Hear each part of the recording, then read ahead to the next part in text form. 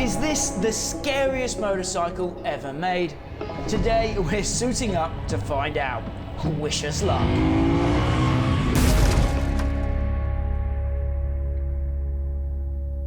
Over the years, the phrase Widowmaker has been associated with quite a few bikes. The Kawasaki H2 Triple on the road and the Suzuki TM Cyclone on the dirt, to name just two. However, there seems to be one bike that totally redefined the phrase. And unfortunately for the guys in yellow, it's also a Suzuki. It's a bike with a design flaw so bad it made it pretty much unrideable even for the bravest of pilots. Let me introduce you to the Suzuki TL1000S. So this bike in front of me today not only has a fearsome reputation, but it also has a pretty cool secret, and I'll tell you about that a little later in the video. Before that though, we need to discuss how this bike, how the TL1000S gained its fearsome reputation, and we need to work out whether it actually deserves that moniker.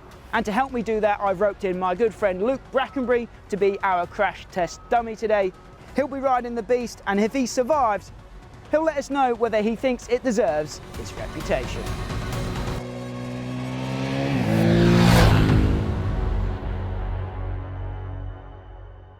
In the mid-90s, the race was on for the Japanese to produce a 1000cc V-twin that could rival the sexy yet problematic Ducati 916 that had captured the imagination of bikers the world over.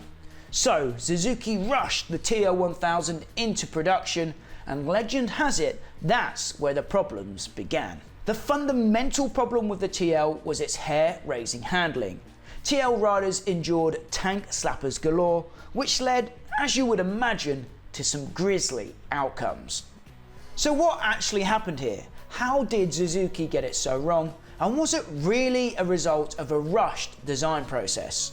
Well, no, not really. Suzuki had come up with what they thought was a clever idea to overcome the problem of using a V-twin motor. But that idea didn't pan out very well at all. A V-twin engine is obviously longer than a parallel twin engine and takes up more space within the chassis. But a racy sports bike really needs a short wheelbase for sharp handling. So, to keep the wheelbase as short as possible, the Suzuki designers took an innovative approach with the rear suspension. They teamed up with Kayaba and they came up with a new type of motorcycle suspension that would separate the rear shock damper from the spring. The spring was placed on the right side of the bike, and the rotary style damper provided damping through rotating arms. Seemingly, this rotary damper system worked well and solved the design conundrum that Suzuki were facing. But under hard, spirited use, which the motor definitely encouraged, the new system would overheat and lose its damping properties just when you needed them most, which obviously caused mayhem out on the road as the beast became totally unruly to handle. The bike's wheelie happy nature made the front liable to flap as well if you weren't careful enough, and the result was a scarily dangerous motorcycle that gave you more grey hairs than good times. Tank slappers led to crashes, and on occasion crashes led to fatalities, and so its Widowmaker status was solidified. For once, I'm certainly glad that I'm not the one suiting up today. Suzuki TL1000S. TL death do we part. Hopefully that is not going to be what happens today. I've always wanted to ride one of these. This engine even won a World Superbike race without Anthony Gobert in 2000, so they did a good job with the engine. But this was Suzuki's response to the 916, 996. You know, we wanted fully fared Exotica V-twin with all the reliability of the Japanese factories, all the Exotica, but half the price. So this is what we got. Woohoo! And it is flighty. Okay, it power wheelies very easily. 1000cc V-twin, and they are the timing. Yeah, the timing was retarded in the first couple of gears, so people used to put these timing retard eliminators on, but this is early fuel injection and a big 1000cc V-twin, so it's really snappy. We're doing some cornering shots. It's quite gravelly on this road, and like mid-corner, you know, it just wants to go. Anyway, so I've never ridden one of these before, but I wanted to. And it's got some punch. I mean, yeah, so we got this half-fed thing with its fake carbon fibre, and then pretty quickly a reputation of being a bit slappy. And it's great, it feels right, it feels nice, but the front end is soft, and yeah, just sort of hard gassing out of some of these corners. It's a bumpy road, it does wag its head, even with this steering damper. I don't know, but riding this, I mean, yeah, I don't know how many you'd find in this condition, but obviously it rides really fresh. So this is what it would have been like, I guess, once they put the steering dampers on them back in the late 90s, and what a thing. You know, its gearbox is lovely, the riding position's fantastic, you know, it's sporty but a bit relaxed. It's not a sports tourer. It sounds nice, you know, it's not too jerky. I say we're in first gear now. I'm really impressed. I'm really impressed with this. I want this bike. I want a red one. I don't know what the sales were like, but I think, you know, I think it was so hard to get a 916, 996. They were still a bit unreliable. They were very pricey, but everyone wanted 1,000 because they were winning World Superbike races, and Suzuki gave us this, and Honda gave us the VTR 1000 Firestorm, or the Fire Yawn, which I think still holds the record for the biggest hero blobs on a production bike. They're massive. Oh, first 2 gears, power wheelies. Yeah, and then we had to wait. The TL1000R was a big miss as well, styling, like I said, the size of a Titanic. Then we got the VTR 1000 SP1 from Honda, which showed that the Japanese could build very sexy 1000cc V-twins. But this, the Widowmaker, just, you know, it's a sunny day, it's an old bike, even though it's a new bike, and I'm just having fun. It's so good. I mean, power-wise, you don't need any more than this. You can tell why this engine made it into so many different bikes. It's just got loads of guts, it's flexible, plenty fast enough, and it's nice down the gut box. It's not trying to lock the back end up. You can play with it as well and throw it down a load of gears and drift it. I think if I had a shiny red one, or even this black, in the garage, I'd be happy.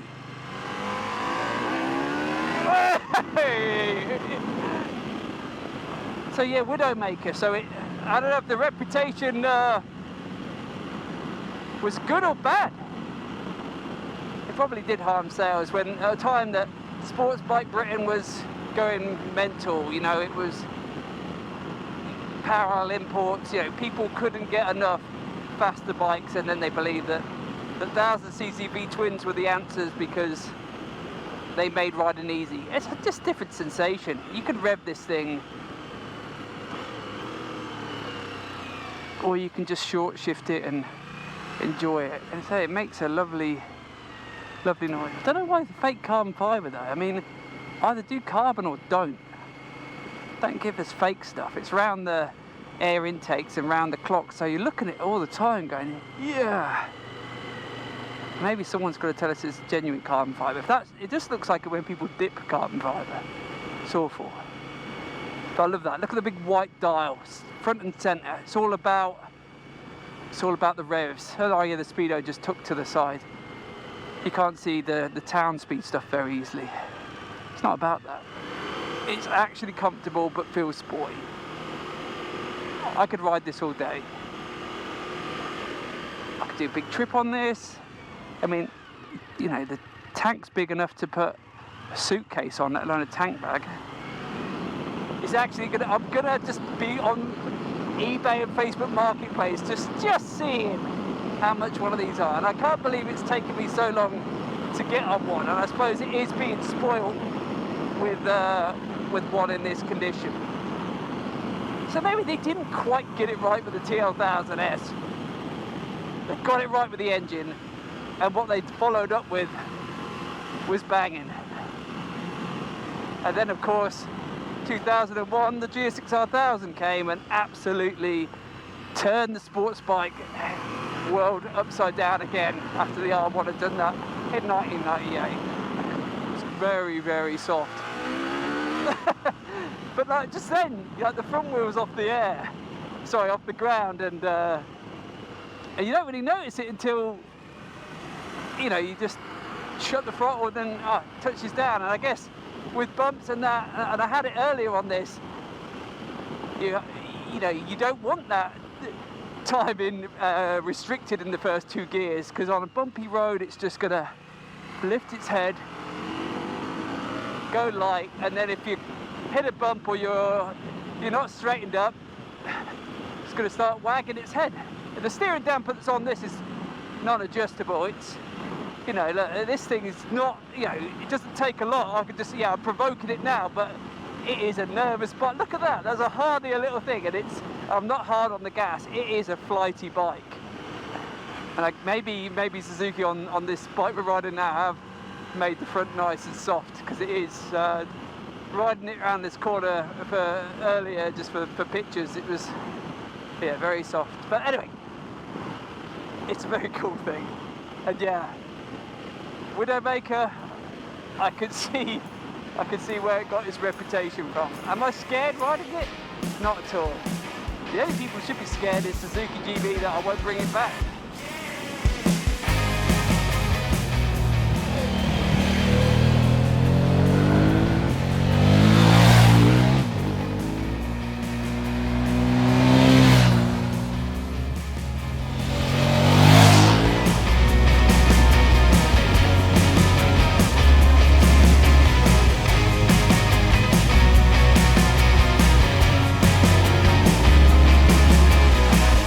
So Luke's been razzing around on this thing all afternoon, and before we ask him how that experience was, let's just talk about the little secret that this bike has that I teased at the start of the video. Not only is this the U-Build Widowmaker, one of the scariest bikes ever made, but this particular bike in front of us has a pretty cool story as well. This model was made from 97 to 2001, right? That's right. So not that long of a production run, but this particular bike was actually made in 2014. So it's almost a brand new bike. It's barely got any miles on it. And why that happened was Suzuki built it themselves, right? They wanted to show off their parts catalogue, their parts that they have available. And they built this from the ground up. I think the only thing that they didn't use was the wiring loom. Oh, yeah. Everything else, they grabbed new old stock and built a new bike. They built it live at Motorcycle Live across the 9 days as well. So yeah, a really cool thing to show off their genuine parts, really, and what can be done. I don't think many people have, I'm sure it has happened before, built a brand new bike from the parts. Yeah. Anyway, that was the secret that this particular bike had. Let's get back to the main story though. Luke, you've ridden it today. Give us a review. Does it live up to its terrifying reputation? Do you know what? It is flighty. You know, it's kind of a pussycat in a lot of regards to today's modern standards, but it is flighty. You know, this model has got the steering damper on, which is what was recalled, and Suzuki GB fitted those, but it's flighty. Where we were riding, you know, it was bumpy roads, and you've got a lot of torque. V-twin, they're so grunty, and it wants to power wheelie, and that makes the front end light. And I was talking to the camera earlier, and yeah, it doesn't take a lot to get the front end waggling. It's not like doing it all the time, but on a bumpy road, if you're hard on the throttle, then she's twitchy. Did you have fun on it though? I had all the fun, Max. I had so much fun. It was so much better than I expected it to be. I think what helps is the fact that this is a new bike and not a 25-plus-year-old. Tired old. Exactly, yeah. The front end was really soft, but I had a lot of fun. The engine's great, it's a peach. The riding position, I thought it would feel a lot bigger and heavier than what it was, but I got on this and it instantly felt right. I had a lot of fun on this. I suppose what I like about it is the engine. That is the best thing about this bike. Suzuki, they do a great engine. You know, GSX-R 750, the original one, that spawned so many bikes, that engine. And then the GSX-R1000 they did, you know, Suzuki keep putting that K5 engine in all sorts of things. But the TL1000S motor has lived on. It's been in so many different bikes, from Suzuki, from Cagiva, from Bimota. It's won a World Superbike race with Anthony Gobert in 2000. It was a peach of an engine. They got that right. Did they get the styling right? When it came out, we all wanted fully fed 916 clones, affordable Japanese reliability, and this came out, and Honda came out with the Firestorm or Fireyawn, and we got these half-fed, kind of big, spongy, flabby bikes, and not exotica. But time, I think, has been kind to the TL1000S. I think it looks great. I think, what spawned from this was the SV650S, half-fed, twin headlights. I think time's been kind to it. Yes, it has the world's longest silencers on the back, but it's not like a particular one part that I go, that's brilliant, apart from the engine. What were your memories, or what was your relationship with this bike when it first came out? You've been in the industry a long time, but not quite this long, so you wasn't road testing these, but I'm sure you saw these about in your younger days, right? Yeah, so I was buying all the magazines when this came out. It was on the front cover of performance bikes and fast bikes doing wheelies, and you could tell that the road testers had a lot of fun on them. I wanted a 916. I wanted this to be a 916 lookalike, but I was working at McDonald's as a 16-year-old. I had an AR50, and one of the managers there had a green TL1000S, and this was 1997. They'd just come out. And he had his RI with his Iridium visor, and every shift he finished, he'd come out of the car park and he'd do a big power wheelie. And I was like, yeah, he's having a lot of fun on this bike. He's enjoying it. Yeah, so they were around me and they made a great noise, and they were affordable, achievable. People were going mad for 1000cc V twins because that was winning World Superbike races, and no one could get hold of 916s or 996s, and they were a little bit unreliable still. So this was your achievable version, I guess. Let's try and answer the question once and for all. We started the video with the question, is this the scariest motorcycle ever made? Is it the ultimate widowmaker? Do you think it deserves that reputation, or is it a bit overinflated? I think it's a bit overinflated now. I think time has softened it. Steering dampers and replacement rear shocks have done that. It's slappy, it's lively, don't get me wrong, but I'd ride this all day. So this is a bike that was really way ahead of its time, but it did have an inherent problem that delivered its terrifying reputation. And as we've seen in this video, you could own a TL1000S today with a few small mods without having to take out a life insurance policy. So with that in mind, I would say that the TL isn't the scariest motorcycle ever made. But that begs the question, what is? Let me know what you think, and let me know what bikes you think we should investigate next. As always, guys, thanks for watching. Luke, thanks for being our crash test dummy today with no crashing. What a result. As always, you've been watching 999 Laser. My name's Max. Until next time, we'll see you on the road.